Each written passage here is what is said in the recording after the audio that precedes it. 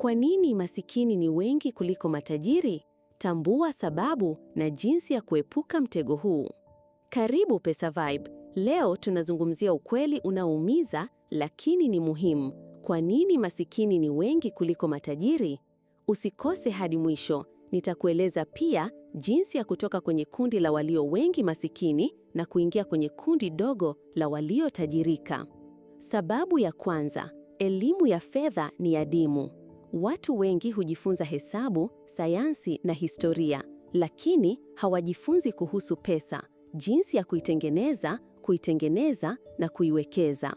Mfumo wa elimu mara nyingi unakuandaa kuwa mfanyakazi mzuri, si mwekezaji au mjasiriamali. Matajiri huchukua muda kujifunza kuhusu mali, deni zuri, cash flow na uwekezaji. Mfano, mtu masikini akipata $100,000 anaenda kununua simu. Mtu mwenye fikra ya utajiri atawekeza hiyo $100,000 kwa biashara ndogo au hisa.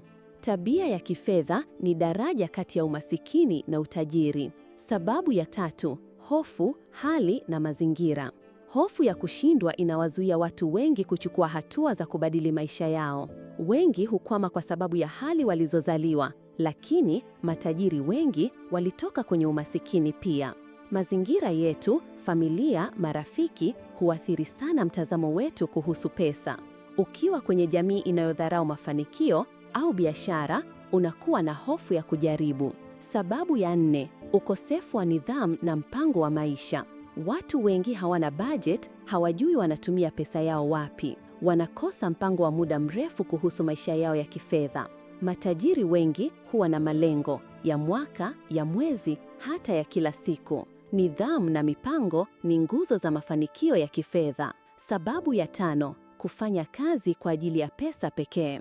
Masikini wengi hufanya kazi kwa ajili ya mshahara. Matajiri hufanya pesa iwafanyie kazi kupitia uwekezaji, biashara au mali zinazozalisha kipato pasipo wao kuwepo. Mfano, kuwa na nyumba ya kupanga, kuwekeza kwenye hisa, kuandika kitabu au kuanzisha biashara ya mtandaoni. Hapa, jinsi ya kujinasua. Hatua 3 za kuanza nazo leo. 1. Jifunza elimu ya fedha. Soma vitabu kama Rich Dad, Poor Dad, The Richest Man in Babylon. Ni vitabu bora vitavobadilisha mtazamo wako kifedha.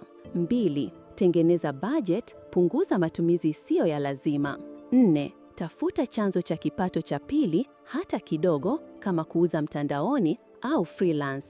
Itakusaidia kuongeza kipato na kukusaidia kuendana na mabadiliko ya dunia kama mfumuko wa bei na kadhalika. Masikini ni wengi sio kwa sababu ya laana, ni kwa sababu ya mfumo, mazoea na mitazamo mibaya. Habari njema, unaweza kubadilika.